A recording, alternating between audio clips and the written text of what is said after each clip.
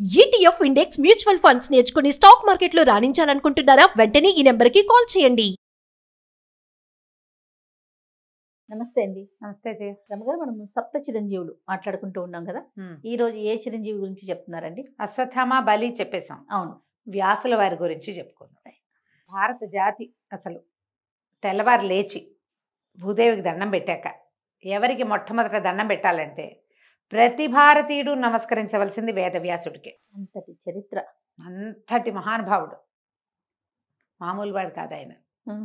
వ్యాసుడే లేకపోతే మనకి భారతం లేదు, భాగవతం లేదు, కృష్ణుడు లేడు, అవును, అష్టాదశ పురాణాలు లేవు, వేదాలకి 4 చతుర్విధాలు లేవు, మన విధి విధానమే లేదు లేదు కదండి. వేదం లేదు భారతదేశానికి. అమ్మో, కేవలం వ్యాసుడి వల్లే మనకు అందింది అది. ఆయనే అష్టాదశ పురాణాలు రాశాడు. భగవంతుణ్ణి సులువుగా పొందటం ఎలా అనేది కలియుగపు మానవులకి తెలియచేసిన, తెలివిడి కలిగించిన మహానుభావుడు వేదవ్యాసుడు. ఆయన గురించి తెలుసుకోవాల్సిందే. వేదవ్యాసుల వారి జననమే చాలా విచిత్రమైన గాథగా ఉంటుంది. పూర్వం వసువు అని ఒక రాజు ఉండేవాడు. ఈయన చాలా పరాక్రమవంతుడు. ఇంద్రుడికి సహాయం చేస్తే ఆ ఇంద్రుడు ఒక విమానం ఇచ్చేట ఆయనకి, వసువుకి ఇస్తే ఆ విమానంలో తిరిగేవాడు. ఉపరిచర వసువు అనేవారు ఆయన్ని, పైన తిరగలిగేవాడు. అయితే ఆ టైంలో ఆయన రాజ్యం చేస్తున్న కాలంలో శుక్తిమతి అని ఒక నది కోలాహలుడనే ఒక పర్వతాన్ని చుట్టి ప్రవహించేదట. ఈ నదీ పర్వత సంగమం వల్ల ఆ శుక్తిమతి అనే నదికి 2 సంతానం కలిగారు. ఆ గిరిక వసుపదుడు అలాంటి పేరు చెప్తారు. ఈ గిరికని, ఈ పిల్లలిద్దరిని ఆవిడ ఆ ప్రాంతానికి ప్రభు అయిన, భూమికి ప్రభు అయిన వసువుకి అప్పచెప్పింది. ఆ గిరికని వివాహం చేసుకున్నాడు వసువు. అయితే ఒకనాడు ఆయన ఏం చేశాడట, ఎక్కడికో అడవికి వెళ్ళాడు. అద్భుతంగా ఉందట ఆ వాతావరణం. అప్పుడు ఆయనకి భార్యను తలుచుకున్నాడు. భార్యా వ్యామోహంతో ఆయనకి వీర్యం పతనం అయిపోయిందట. ఆయన ఏం చేశాడట, ఒక ఆకు దొప్పలో వీర్యాన్ని పట్టి ఒక డేగకిచ్చేట, నా భార్యకి అందజెయ్యి అని. ఆమె సంతానార్థిగా ఉంది, ఈ వీర్యాన్ని అందించమన్నట్టు. ఆ డేగ పట్టుకెళ్తూ ఉంటే, చిత్రమైన కథ చూడు ఎంత వింతగా ఉంది. ఆ పట్టుకెళ్తుంటే, అది తీసుకెళ్తూ ఉంటే ఇంకొక డేగ అదేదో ఆహార పదార్థం అనుకుని దీని మీదకి వచ్చిందట. అది పడిపోయింది కిందకి. అది పడిపోతే అక్కడ ఒక నదిలో అద్రిక అనేటువంటి ఒక అప్సరస చేప రూపంలో తిరుగుతోంది. ఆ పైనుంచి పడిన దాన్ని చేప మింగేసిందట. తర్వాత జాలర్లకి అద్రిక దొరికింది. ఆ చేప జాలర్లు పొట్ట కోస్తే అందులో ఒక 2 సంతానం కనపడ్డారు, ఒక ఆడపిల్ల, ఒక మగపిల్లవాడు. అప్సరస ఈ పొట్ట కోయగానే అప్సరస శాప విముక్తి అయి వెళ్ళిపోయింది. కానీ వసురాజు వల్ల, ఈయన వసువు వల్ల కలిగినటువంటి ఈ 2 సంతానం ఉన్నాయి. ఈ చేపలలో కడుపులో పుట్టినటువంటి ఈ పిల్లలిద్దరిని ఈ మత్స్యకారులు ఏం చేశారట, వాళ్ళ ప్రాంతానికి రాజు, మత్స్య దేశానికి రాజు అయినటువంటి దాశరాజుకి అప్పచెప్పారు. ఆయన ఆ కుమారుణ్ణి, కుమార్తెని ఆయన పెంచుకున్నాడు, ఆ పిల్లల్ని, పిల్లవాడిని. కుమారుడు మత్స్యదేశానికి రాజు అయ్యాడు. ఆ కుమార్తె మత్స్యగంధి పేరుతోటి ఈయన దగ్గర, దాశరాజు దగ్గర పెరిగేది. ఈ అమ్మాయి ఏం చేసేది, గంగా నది దాటిచ్చేది వచ్చిన వాళ్ళందరికీ. ఆమె నుంచి ఒక చేపల వాసన వచ్చేదట, మత్స్యగంధి. చేప పొట్టలో కదా పుట్టింది, చేపల వాసన వచ్చేది. అయితే ఒకనాడు ఏమైందట, పరాశరుడు అనే మహర్షి గంగానది దాటడానికి ఈ అమ్మాయి పడవెక్కాడు. ఈవిడ మహాద్భుత సౌందర్యవతి, భూమండలానికి చక్రవర్తిగా, ఆ ప్రాంతానికి చక్రవర్తిగా ఉన్న రాజు వలన ఒక అప్సరస కడుపులో జన్మించింది. ఈమె చాలా సౌందర్యవతి. ఈ పరాశరుడు ఆమెను కోరాడు.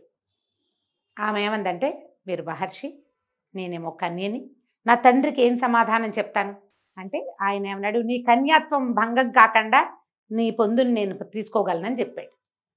ఇదంతా ఇంత పట్టపగలు అందరూ కనపడుతూ ఉంటారు. పడవలో నువ్వెట్లా నన్ను పొందుతావంటే, ఏం కాదు ఇదంతా అని చుట్టూతా ఒక చీకటిని సృష్టించాడట ఆయన. ఆ పడవ ఎవరికీ కనపడకుండా చీకటి దాంట్లో, కృష్ణద్వీపం అంటారు, ఒక నల్లటి చుట్టూతా ఒక ద్వీపం లాంటిది ఏర్పడిందట. ఈ పరాశరుడు ఎవరు, వశిష్ఠ మహర్షి కుమారుడైనటువంటి శక్తి యొక్క కుమారుడు పరాశరుడు. ఈ పరాశరుడు చాలా గొప్ప మహర్షి, ఎవరు అలాంటిది కలగచ్చు. కానీ ఇక తను ఎవరిని కోరాడో ఆమె కన్యాత్వం భంగం కాకుండా ఆమెని నేను పొందగలనని చెప్పాడు. అయితే ఆ అమ్మాయి ఏమంది, ఇంకా భయపడింది ఆవిడ. ఆ పిల్ల చిన్నపిల్ల, ఈయనేమో చాలా పెద్ద సీనియర్ ఋషి. అమ్మాయి ఏమందంటే నా నుంచి చేపల వాసన వస్తుంది, నువ్వు ఋషివి, సంయమివి, నా నుంచి వచ్చే ఈ చేపల గంధాన్ని నువ్వు ఎట్లా భరిస్తావంటే, కాదు, నీ నుంచి సుగంధం వచ్చేలాగా చేస్తాను నేను. నువ్వు ఎక్కడ నిలబడితే అక్కడి నుంచి యోజనం వరకు, కొన్ని మైళ్ళ వరకు నీ నుంచి సుగంధం వస్తుంది. నువ్వు మత్స్యగంధివి కాదు, ఇక నుంచి యోజన గంధివి నువ్వు అని చెప్పాడు. ఆమెతోటి గడిపాడు ఆ పడవలో. ఆమెకి వెంటనే ఒక కుమారుడు కలిగాడు. ఈ నల్లటి ద్వీపంలో పుట్టడం వల్ల కృష్ణద్వైపాయనుడు అన్నారు ఆయనే వ్యాస మహర్షి. ఈయన ఎంత చిత్రమైన జన్మ కలిగింది. ఈ పుట్టిన వెంటనే ఆయన తల్లికి నమస్కరించి, తపస్సు చేసుకోవడానికి వెళ్తానమ్మా నేను, నువ్వు నన్ను తలుచుకున్నప్పుడు నీ దగ్గరికి వస్తాను అని చెప్పి వ్యాసుడు వెళ్ళిపోయాడు. పరాశరుడు వెళ్ళిపోయాడు. ఈ మత్స్యగంధి యోజనగంధిగా మారిన ఆ అమ్మాయి మామూలుగా ఇంటికి వెళ్ళిపోయింది. ఇలా ఒక ప్రత్యేక సందర్భంలో వ్యాసుడు జన్మించాడు. కథ వింతగా ఉంది కదా, కానీ మహాభారతంలో ముందు చెప్పబడుతుంది. అయితే ఏమైంది, ఆవిడ పేరు సత్యవతి, అమ్మాయి పేరు. వాళ్ళు అలా కూడా పిలిచేవాళ్ళు. ఆమె మత్స్యగంధి అంటే చేపల వాసన వస్తుందని మత్స్యగంధి అనేవాళ్ళు. అసలు ఈయనేమో యోజన గంధిని చేశాడు ఆవిడ్ని. ఆవిడ సత్యవతిగా ఉంది. తర్వాత కాలంలో ఏమైంది, ఈ ప్రాంతానికి రాజైనటువంటి శంతనుడు ఈమెను ప్రేమించాడు, ఈ సత్యవతిని. ఆయనకి ముందే సంతానం ఉంది గంగాదేవి వల్ల, కుమారుడు ఉన్నాడు. కానీ ఈ అమ్మాయిని పెళ్లి చేసుకుంటానంటే దాసరాజు ఏమన్నాడు, మా అమ్మాయిని కావాలంటే నీకు ఇస్తా, సత్యవతిని నీకు ఇస్తాను, కానీ ఆవిడకి పుట్టిన కుమారుడే రాజు కావాలి అంటే. ఈయనకు ఆల్రెడీ కొడుకున్నాడు భీష్ముడు. ఆయన పేరు భీష్ముడు కాదు అప్పటికి, దేవవ్రతుడు. ఈయనకి పెద్దవాడు యుక్త వయస్కుడైన కుమారుడుండి, ఇప్పుడు ఆ అబ్బాయి రాజ్యానికి రావాలి, ఈవిడ కొత్తగా పెళ్లి చేసుకుని అమ్మాయి కుమారుడికి రాజ్యం ఎట్టా ఇస్తాడు, ఆయన ఊరుకున్నాడు. అవును, ఊరుకుంటే ఆయన ఆవిడ్ని తలుచుకుని బాధపడుతున్నాడని కుమారుడైనటువంటి దేవవ్రతుడు తెలుసుకుని అతను దాసరాజు దగ్గరికి వచ్చి, నీ కుమార్తెని నా తండ్రికి ఇచ్చే వివాహం చేయి, నాకు రాజ్యం అక్కర్లేదు, ఈవిడికి పింతలికి పుట్టిన సంతానానికే రాజ్యం ఇప్పిస్తానన్నాడు.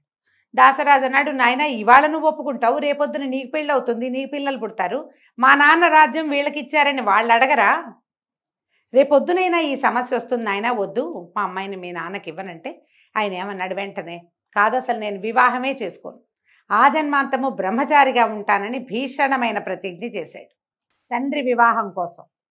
ఈ ప్రతిజ్ఞ తర్వాత ఏమైంది, దాసరాజు ఒప్పుకున్నాడు, తండ్రి బాధపడ్డాడు, కానీ సత్యవతిని వివాహం చేసుకున్నాడు. భీష్ముడు ఇంకా పెళ్లి చేసుకోవాలి.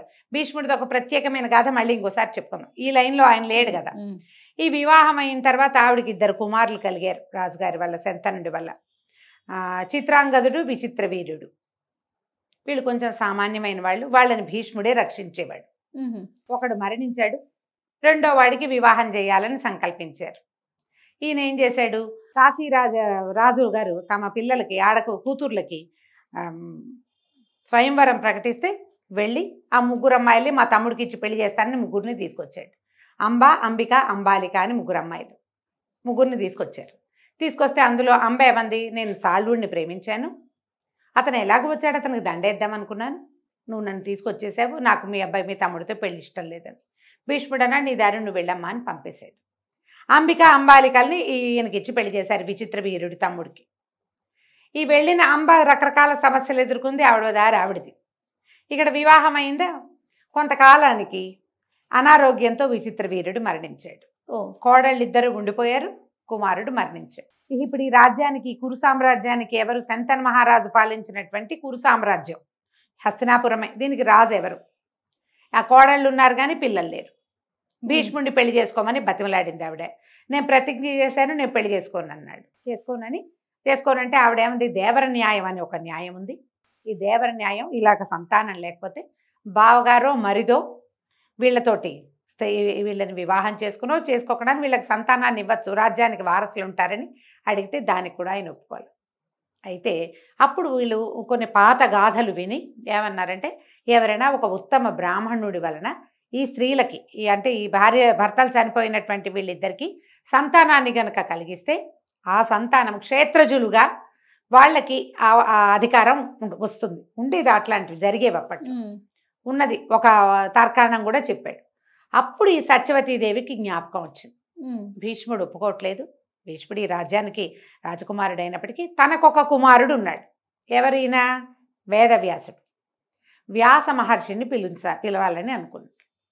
ఆయన్ని తలుచుకుంటే ఆయన ప్రత్యక్షమయ్యాడు. అప్పటికే మహాతపస్విగా ఉన్నాడు ఆయన. ఆయన్ని అడిగింది, అయ్యా ఇట్లా నేనేమో నాకు 2 కుమారులు కలిగారు, 2 మరణించారు, కోడళ్ళు ఉన్నారు, ఈ రాజ్యానికి వారసులు లేరు, కాబట్టి నా కోడళ్ళకి సంతానాన్ని అనుగ్రహించమని. సరేనని ఒప్పుకున్నాడు ఆయన తల్లి కోసం. ఒప్పుకుంటే అంబికకి అంబాలికకి చేరుకో సంతానము కలిగింది. ధృతరాష్ట్రుడు, పాండురాజు.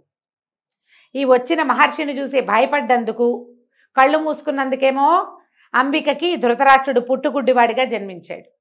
ఆయన చూసి భయంతో పాలిపోయినందుకు అంబాలికకేమో పాండురాజు పాండురోగంతో పాలిపోయిన వంటి శరీరం కలిగిన వాడు జన్మించాడు. ఇద్దరు మహాబలవంతులే.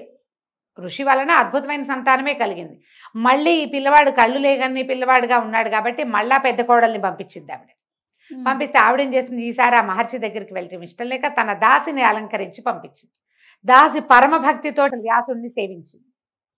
ఆవిడకి విదురుడు పుట్టాడు. వీళ్ళ ముగ్గురు ఈ కురు సామ్రాజ్యానికి, ఇది ఒకడు రాజు, 2వవాడు రక్షకుడు, 3వవాడు మంత్రి. ధృతరాష్ట్రుడు పుట్టుగుడ్డివాడు కాబట్టి కన్ను లేని వాళ్ళకి మరి దివ్యచక్షువుగా ఉన్నాడు కదా, రాజ్యం ఇవ్వడానికి వీల్లేదు. అందుకని పాండురాజును రాజును చేశారు. ధృతరాష్ట్రుడు రాజుగారు అన్నయ్యగా ఉన్నాడు తొలుత. విదురుడు. వీళ్ళ ముగ్గురు చక్కగా చదువుకున్నారు, విద్యలు నేర్చుకున్నారు, శస్త్ర విద్యలు వచ్చినాయి పుష్కలంగా. ఈ కథ ఇట్లా నడిచింది. వీళ్ళకి సంతానాన్ని అనుగ్రహించినటువంటి వేదవ్యాసుడిని ఎప్పుడూ వాళ్ళు తండ్రిగా గౌరవించటం కానీ, వీళ్ళు తన కుమారులని క్లెయిమ్ చేయటం కానీ జరగల. వీళ్ళకి ఏమంటారు, వెల్విషర్గా మాత్రమే ఉన్నాడు. కురు సామ్రాజ్యానికి శ్రేయోభిలాషిగా ఉన్నాడు ఆయన. తన పని అయిపోయింది, తల్లి అడిగింది చేశాడు, అంతే. ఆ స్త్రీల పట్ల కానీ, ఆ కుమారుల పట్ల కానీ ఆయన ఏ రకమైన సొంతధనాన్ని ఆయన ప్రదర్శించలేదు. ఇదిలాగా. ఇవి కాకుండా ఆయనకు సుఖమహర్షి కుమారుడిగా జన్మించాడు. శుకుడు కూడా ఆయన పరమాద్భుతమైన మంత్రవేత్తగాను, తర్వాత మహర్షిగాను, ఋషిగాను ఉన్నాడు. ఈ కథలు ఇట్లా నడుస్తున్నాయి. ఈయన ఏం చేశారు, దీన్ని వేదం ఏకీభూతంగా ఉండేది, దాన్ని 4 భాగాలుగా విడదీసి మానవులకి అందించాడు. కానీ వేదం అపౌరుషమైన వేదాన్ని మానవుల్ని చేసింది కాదు, అది భగవంతుడి సృష్టి వేదం. అందులోని విషయాల్ని మానవులు సులువుగా అర్థం చేసుకోవటానికి వీలుగా పంచమ వేదం అని చెప్పబడేటువంటి మహాభారతాన్ని కూడా రాశాడు ఆయన. ఈ మహాభారత గాథ అంతా ఆయన కంటి ముందే జరిగింది. ఆయన వల్లే వీళ్ళు కలిగారా, తర్వాత వీళ్ళంతా పెద్దవాళ్ళు అయ్యారు, వాళ్ళకి పిల్లలు కలిగారు, వాళ్ళు వీళ్ళు కొట్టుకున్నారు, చివరికి కురుక్షేత్ర సంగ్రామం అయింది. ప్రతి అడుగడుగున వేదవ్యాసుడు ఈయన వస్తూనే ఉన్నాడు ఇక్కడికి, వీళ్ళ దగ్గరికి. అవును, వీళ్ళు వెళ్తున్నారు, ఆయన వస్తున్నాడు. ఒక్కొక్కళ్ళకి ఒక్కొక్క రకమైన బోధ చేశాడు ఆయన. పాండవుల్ని బోధించాడు, ధృతరాష్ట్రుడికి బోధ జరిగింది. అన్ని సందర్భాల్లోనూ వేదవ్యాసుడి ప్రెజెన్స్ ఉంది మహాభారతంలో. మహాభారతం అంతా అయిపోయాక ఆయన ఆలోచిస్తూ అదంతా పునరావృత్తి చేసి దీన్ని ఒక లైన్గా రాసి అప్పచెప్దాం ప్రజలకి అని భావించి తను చెప్పేదాన్ని రాయటం కోసం గణపతిని ప్రార్థించాడు, విఘ్నేశ్వరుణ్ణి. మహాభారతం గంట మాక్కండా రాయాలి నేను చెప్తానంటే వినాయకుడు ఏమన్నాడంటే, ఆపితే ఆగిపోతా, ఇక నేను రాయను, ఆపకూడదు, నువ్వు అట్లా చెప్తూ ఉంటే నేను రాసేస్తా అనేసరికి ఇప్పుడు ఈయన ఆలోచించాడు. ఎక్కడైనా తను ఆలోచించుకోవటానికి కానీ, తను కొంచెం ప్లాన్ చేసుకోవటానికి కానీ ఆగకుండా ఎటా కుదురుతుంది, ఫ్లో ఆగితే రాయని అంటున్నాడు గణపతి. అందుకని ఆయన ఏం చేశాడు, వేదవ్యాసుడి వ్యాస మహర్షి ఈ మహాభారతాన్ని చెప్పడం మొదలుపెట్టారు. చెప్పడం ప్రతి 10 శ్లోకాలకి ఒకసారి ఒక పెద్ద శ్లోకం చెప్పటం. ఈయనకి ఏమిటంటే గణపతికి తనకు అర్థం కాకపోతేనే స్లో అవుతాడు, ఆయనకి అన్నీ అర్థమైపోతాయి. ఆయన ఇదేమిటి అని ఆలోచించే సమయంలో ఈయన ఇంకోటి ఆలోచించుకునేవాడు. అందుకని 10 శ్లోకాలకు ఒక్కొక్క పెద్ద శ్లోకం చొప్పున, ఒక బలమైన శ్లోకం చొప్పున చెబుతూ మహాభారతాన్ని రాయించాడు. గ్రంథులు అంటారు వాటిని. ఒక చిన్న గ్రూపు అవగానే పెద్ద శ్లోకం ఒకటి ఆలోచించుకోవటం, తను ఆలోచించడానికి తను కొత్త ఎత్తుగడ ఆ కథను ఎక్కడి నుంచి మొదలు పెట్టాలి, ఎవరి నుంచి స్టార్ట్ చేయాలి, దీని తర్వాత ఆయన గుర్తు కూడా చేసుకోవాలి కదా. అట్లా చెప్తూ మహాభారతాన్ని గణపతితోటి రాయించుకున్నాడు. మహాభారతంలో వేదాలలో చెప్పబడిన 4 వేదాల్లో చెప్పబడిన రకరకాల ఎన్నో రకాల విషయాల్ని మహాభారతంలో పాత్రల ద్వారా చెప్పించారు. మహాభారతంలో ఇంకొక ప్రత్యేక ఘట్టం ఉంది, ఏమిటది, భగవద్గీత. ఉపనిషత్తుల సారము అని చెప్పబడేటువంటి భగవద్గీతని కూడా ఈ మహాభారతంలో పొందుపరిచారు. అందుకని మహాభారతాన్ని పంచమ వేదం అంటారు. 4 వేదాలు కాకుండా 5వ ఐదో వేదం వేదం ఇది. అదే కథారూపంగా ఉన్నప్పటికీ ఎన్నో ధర్మ సూక్ష్మాలు ఉన్నాయి అందులో. అదంతా వ్యాస భగవానుడే మనకు అందించాడు. అయితే వ్యాసుల వారు చిరంజీవని ఆయన తండ్రి చేత అలాంటి వరాన్ని పొందారు. కాళిదాస మహర్షి కాలంలో వ్యాసుల వారిని కాళిదాసు చూసినట్టుగా కొన్ని ఘటనలు చెప్పబడతాయి. ఓహో, ఉన్నారని. కాళిదాస్ అంటే మళ్ళీ ఏదో యుగం వాడు కాదుగా, మన యుగంలోని అంతే మన ముందు తరాల వాడు. ఒకటి ఆయన 2 శతాబ్దాలు. చూసారట. కాళిదాసు చూశాడని కాళిదాసు యొక్క కథల్లో ఆయన వ్యాసుల వారిని చూసిన ఇది చెప్తారనమాట. అంటే దీన్ని బట్టి మనం చిరంజీవిగా అనుకోవాలి. ఆయన చిరంజీవిగానే ఉన్నాడు. ఇప్పుడు ఎన్ని రకాల పురాణాలు అందించారో మనకి. ఏ పురాణానికి ఆ పురాణమే గొప్పది చేయ. అవును, ప్రతిదీ గొప్పదే. అవునండి. దేని ప్రత్యేకత దాందే. మహాద్భుతమైన పురాణాలుగా చెప్పబడేవన్నీ కూడా వ్యాసుల వారి ముఖంలో నుంచే వచ్చినాయి. మనకి ఇంత వాంగ్మయాన్ని ఇచ్చిన ఆయన్ని పొద్దున్నే తలుచుకోవద్దు, మనం ఖచ్చితంగా తలుచుకోవాలి. భారతీయులకి ప్రథమ గ్రంథం ఏమిటి? ఆది కావ్యం రామాయణం అయితే మనం ప్రతి మనిషి తెలుసుకోవాల్సింది భగవద్గీత. అవును, అది మనకి ఇక్కడి నుంచే వచ్చింది. మనం నిత్యము పారాయణ చేసుకునే విష్ణు సహస్రనామం మహాభారతంలోదే. అది కూడా ఈ భగవద్గీత కాలం యుద్ధక సమయంలో భీష్ముల వారు చెప్పిందే కదా. అవును, కాబట్టి విష్ణు సహస్రనామానికి మనం వ్యాసుల వారికి కృతజ్ఞతలు చెప్పుకోవాలి కదా. అది మనకు దానికి మొదట సహస్రనామాలు చెప్తారు కదా. వ్యాసం వశిష్ఠ నప్తారం శక్తే పౌత్రమకల్మషం పరాశరాత్మజం వందే శుకతాతం తపోనిధిం. ఎంత బాగా చెప్పారు. వ్యాసం వశిష్ఠ నప్తారం, వ్యాసుల వారు వశిష్ఠుడికి మునిమనవుడు. శక్తేహ పౌత్రం, శక్తి యొక్క మనవడు. పరాశరాత్మజుడు, వాళ్ళ నలుగురిని చెప్పారు. వశిష్ఠుడు, శక్తి, పరాశరుడు, వ్యాసుడు. తర్వాత సుఖదాతం తపోనిధిం, మహాతపోనిధి అయినటువంటి వ్యాసుడు వాడు సుకుడు, సుఖమహర్షికి కూడా తండ్రిగా ఉన్నాడు. 5గురిని చెప్పారు. ఒక్క వరుస సంతానం అందరూ 5గురు అంటే ఒక వంశానికి చెందిన 5గురిని మనం ఒకేసారి తలుచుకోవాలి వాళ్ళని. వశిష్ఠుడు బ్రహ్మ మానస పుత్రుడు, బ్రహ్మ యొక్క ప్రథమ సంతానం వశిష్ఠ మహర్షి. ఆయన యొక్క కుమారుడు శక్తి, శక్తి యొక్క కుమారుడు పరాశరుడు, పరాశరుని కుమారుడు వ్యాసుడు, వ్యాసుని కుమారుడు శుకుడు. 5గురిని మనం సహస్రనామాన్ని చెప్పేటప్పుడు చదువుకుంటాం, వాళ్ళ పేరుని తలుచుకుంటాం. సో ఈ రకంగా ఈయన చిరంజీవిగా ఉన్నాడు. బోల్డ్ అన్ని విషయాలు చెప్పచ్చు ఇంకా వ్యాసుల వారి గురించి. నేను ఇంకా బ్రీఫ్ చేస్తేనే ఇంత టైం పట్టింది. మనం ఒక ఫ్రేమ్లో చెప్పేదలుచుకున్నాం కాబట్టి ఈ వివరాల వరకు మనం ఇవ్వగలుగుతాం. తప్పకుండా రమ్మగారు, నిజంగా తెలుసుకోవాల్సిన విషయం ఇది.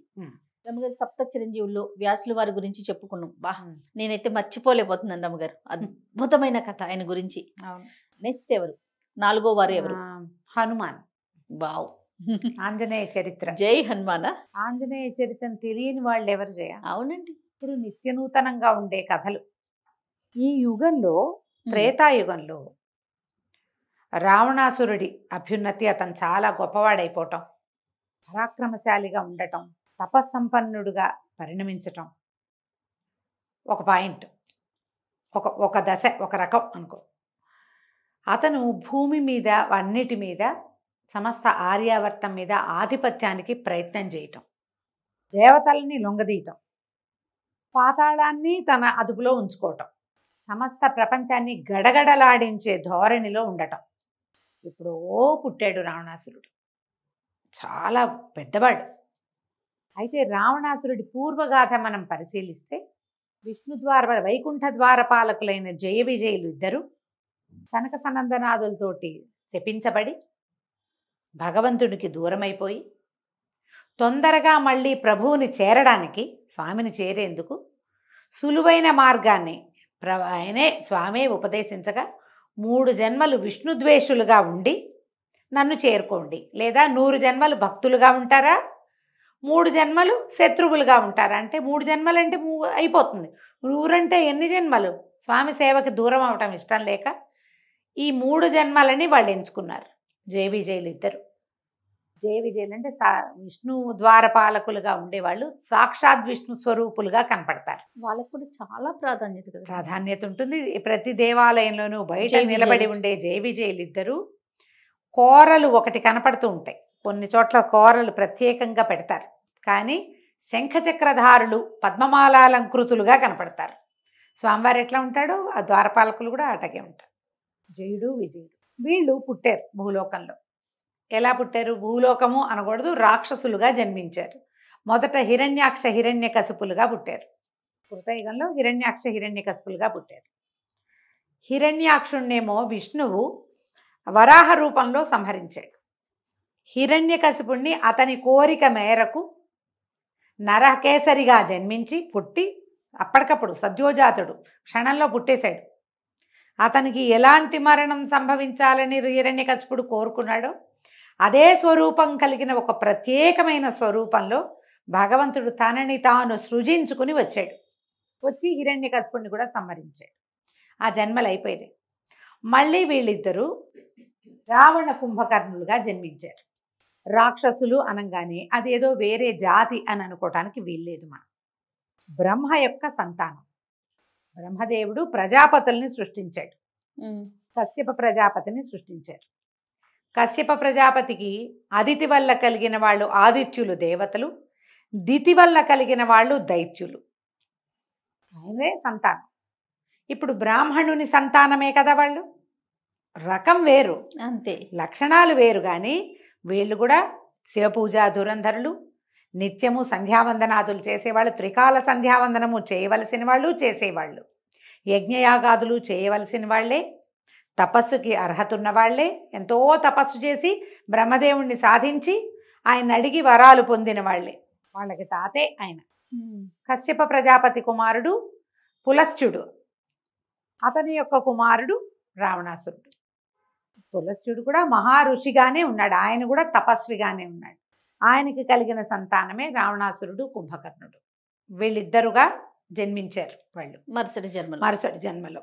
ఇప్పుడు బ్రాహ్మణులే. గుణాలు రాక్షస గుణాలు ఉన్నా కూడా అదే. అయితే ఈ రావణాసురుడు ఎప్పుడో పుట్టాడు. త్రేతాయుగం మొదట్లోనే. రాముడు మధ్య సగపడైపోయిన తర్వాత పుట్టాడు ఈయన.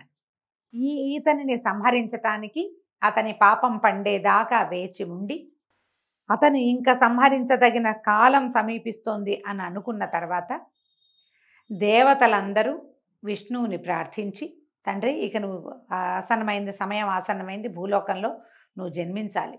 ఎందుకంటే రావణాసురుడు అడిగింది వరం ఏమిటి? నరవానరుల వల్ల తప్ప ఎవ్వరి వల్ల మరణం లేకుండా వరం పొందాడు. నరులు వానరులు వీళ్ళిద్దరి వల్లే భయం. వాళ్ళు చాలా కేవలమైన వాళ్ళు. వానరం శాఖామృగం, దాంతో నాకు వచ్చిన సమస్య లేదు. నరులతోటి అసలు లేదు. నరులు బలహీనులు, ఒక్క జీవితం కొంత మాటకే ఉన్నవాళ్ళు, తపస్సులు కూడా మా అంత వాళ్ళు చేయలేరు. కాబట్టి నరుల వల్ల నాకు భయం లేకుండా, అది నాకేమీ లేదు, అతని వల్ల భయం లేదు, వాళ్ళని చూసి నేను భయపడను, వాళ్ళు తప్ప ఇంకెవరు నన్ను చంపకుండా వరం పొందాడు. అందుకని భగవంతుడు ఏం చేశాడు? నరుడుగా జన్మించటానికి పూనుకున్నాడు. సంపూర్ణ మానవావతారంగా జన్మించాడు. తను జన్మిస్తూ తనతో పాటుగా దేవతలందరినీ కూడా భూలోకంలో జన్మించమన్నాడు. అందుకని ఏం చేశారు? దేవతలందరూ అప్సరసల వలన రకరకాల సంతానాన్ని పొందారు. వానరులుగాను, తర్వాతేమో ఎలుగుబంట్లు వృక్ష జాతిగాను పుట్టారు. కోతులు, కొండముచ్చలు, ఎలుగుబంట్లు, ఇవన్నీ దేవత సంతతి. అందరూ దేవతల సంతానమే. అందరూ వాళ్ళు సుగ్రీవులు వీళ్ళందరూ కూడా కొంతమంది ఋషుల వల్ల, కొంతమంది దేవతల వల్ల, ఇట్లా దేవతాంశలతోటే జన్మించారు. మహాబలవంతులైన వాళ్ళు. కోతంటే ఎంత ఉంటుంది, దానికి యుద్ధ విద్యలు ఏమిటి, అవన్నీ ఎట వచ్చాయి? ఇది వల్ల వచ్చాయి. అయితే భగవంతుడు తను జన్మించటానికి ఆసరాగా ఎవరిని చూసుకున్నాడు? అప్పటికే భగవంతుని యొక్క అంశావతారమైన పరశురాముడు భూలోకంలో ఉన్నాడు, అంశస్వరూపంగా ఉన్నాడు. ఇప్పుడు పూర్ణావతారుడుగా జన్మించాలి.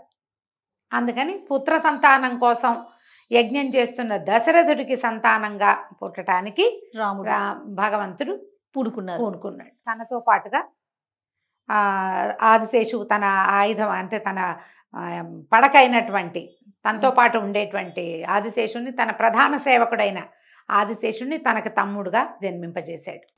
ఆయన యొక్క శంఖచక్రాదులే భరత శత్రుఘ్నులు అంటారు. శంఖచక్రాలు అంటే భుజబలాలు, ఆయన యొక్క భుజాలే ఇట్లా జన్మించినాయి అని, ఆయనలోని భాగాలే వాళ్ళు జన్మిస్తామని చెప్పారు. అప్పుడు ఈ దేవతల అంశలతో జన్మించిన అందరితో పాటుగా రుద్రాంశ సంభూతుడైన ఆంజనేయుడు కూడా జన్మించాడు. ఈ రుద్రాంశని ఎవరి వల్ల కలుగుతాడు అంటే ఈ వాయువు వల్ల కలిగేలాగా ఏర్పరిచారు. అవడానికి రుద్రాంశ, కానీ రుద్రుడి వల్లనే కలగలేదు ఆయన, వాయువు వల్ల అంజనాదేవికి కలిగాడు. వాయుదేవుడి వరం వల్ల పుట్టాడు.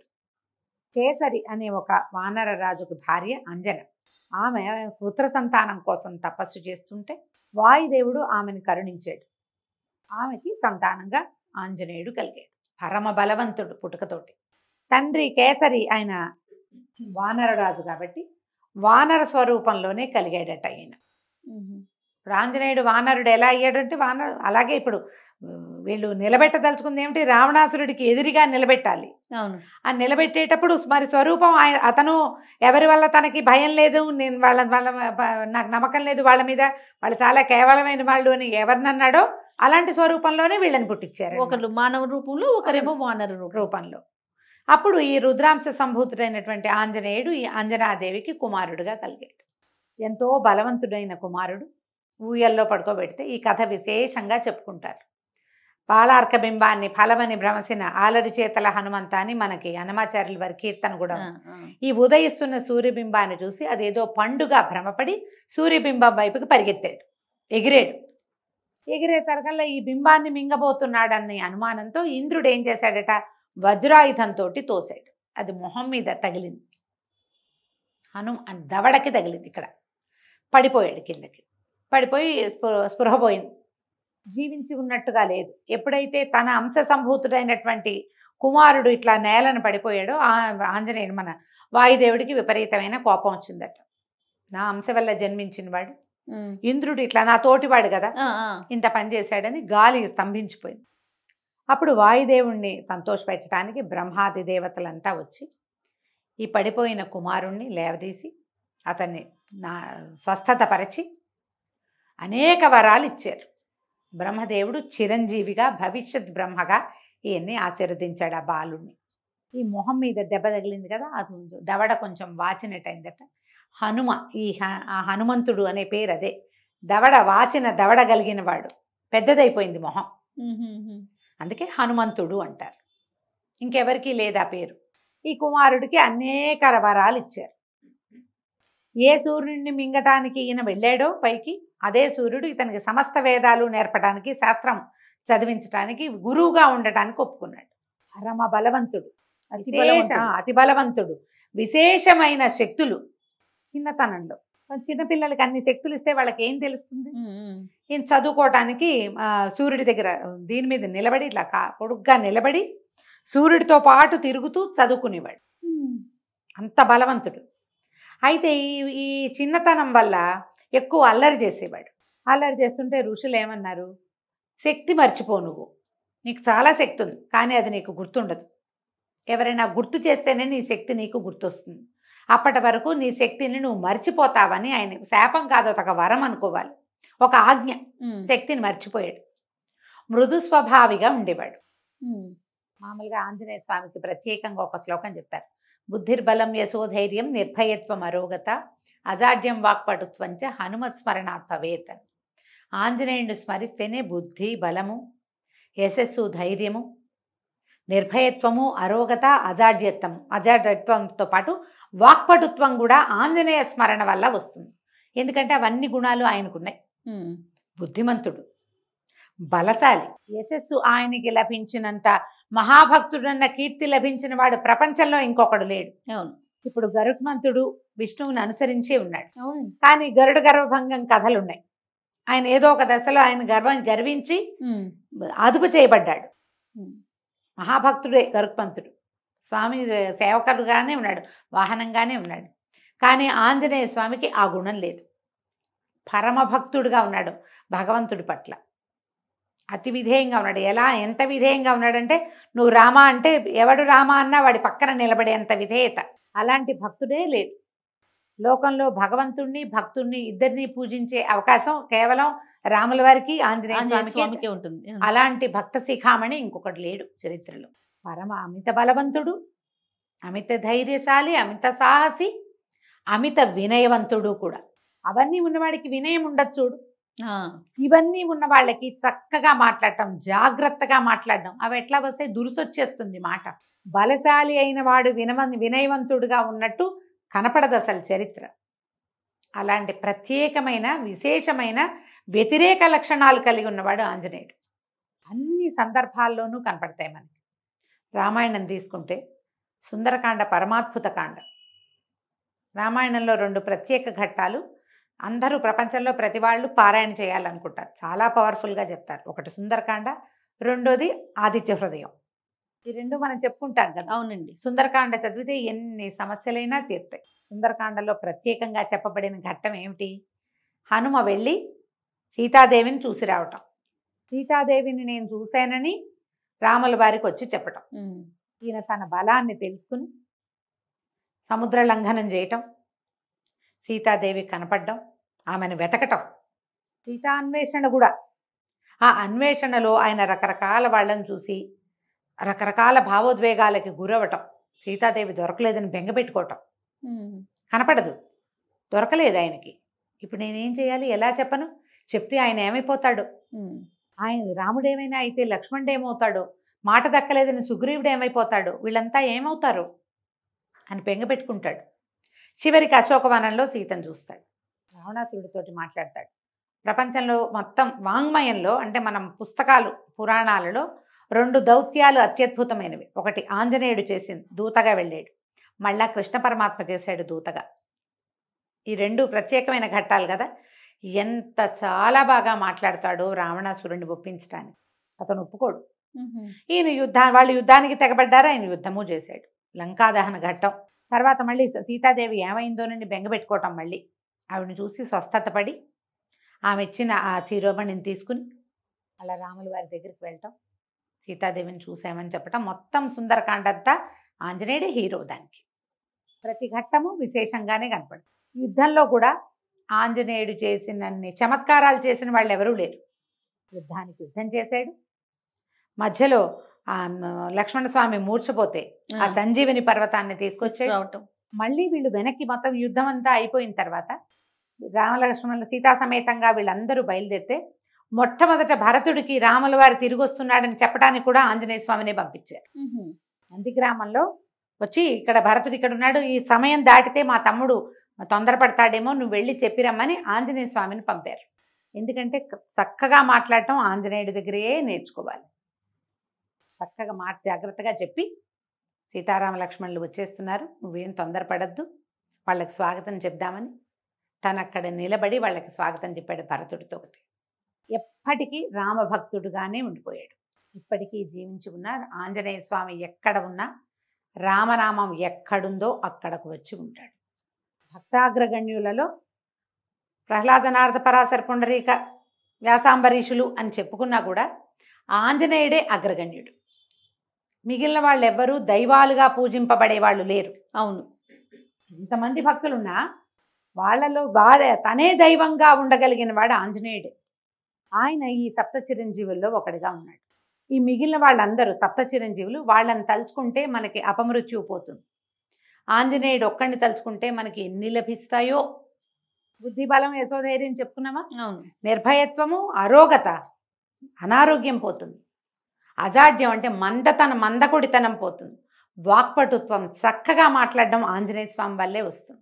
మిగిలిన ఎవరికి ప్రత్యేక కీర్తనలు లేవు. ఆంజనేయ స్వామికి మాత్రం హనుమాన్ చాలీసా ఉంది. తులసీదాస్ గారు అవధిలో రాసినా మనం తెలుగులో పాడుకున్నా ఖచ్చితంగా ఉన్నది. ఆయన్నే పిలవక్కర్లా, మనం రామ అనుకున్నా ఆయన వచ్చి మన దగ్గర నుంచుంటాడు. అది పిల్లలకి రామనామస్మరణ చేయటం నేర్పించండి. రామ అంటే ఆంజనేయుడు నిలబడతాడు. ప్రత్యేక సందర్భాలు ఆయన జన్మదినం కూడా జరుపుకుంటాం కదా మనం. అవును, హనుమత్ జయంతి జరుపుకుంటాం. సంవత్సరంలో 2 సార్లు చేస్తారు. అవి ప్రాంతాల వారీగా చిన్న చిన్న మార్పులు ఉన్నా కూడా ఆంజనేయ స్వామికి ప్రీత్యర్థం ఏం చేస్తాం మనం? పానకము, వడపప్పు లాంటివి చేసుకుంటాం. సింధూరం అంటే ఆయనకి ప్రీతి, రామనామం అంటే ప్రీతి. ఎక్కడ రామాయణం చేయబడుతుందో అక్కడ ఆంజనేయ స్వామి ఉంటాడు, సహాయం చేస్తాడు, తోడుగా నిలబడతాడు. మహాబలశాలిగా ఉండటం వల్ల ఆయన మన వెనకాల ఒక కర్ర పట్టుకుని ఒక బలశాలి నిలబెడితే ఎంత ధైర్యం మనకి. భావనలోనే ఉన్నది ఇదంతా. అవునండి. ఈ సప్త చిరంజీవుల్లో ప్రత్యేకమైన స్థానం మనం ఆంజనేయ స్వామికి ఇవ్వాలి. ఆంజనేయుడు హనుమంతుడు కాకుండా స్వామి పైగా రకరకాల స్వరూపాల్లో మనకి దర్శనమిస్తాడు. దాసాంజనేయుడుగా, భక్తాంజనేయుడుగా, సంజీవరాయుడుగా రకరకాల స్వరూపాల్లో కనిపిస్తాడు కదా. ఈ అన్ని స్వరూపాలలో ఉన్న పంచముఖ ఆంజనేయ స్వామిగా 5 ముఖాలు కలిగి ఉన్నట్టుగా ఏ స్వరూపంలో మనం ఆంజనేయ ధ్యానం చేసినా కూడా మనకి అనారోగ్యం తొలగిపోతుంది, యశస్సు కీర్తి అన్నీ పెరుగుతాయి. జై హనుమాన్. అంతే. నమస్తే. నమస్తే.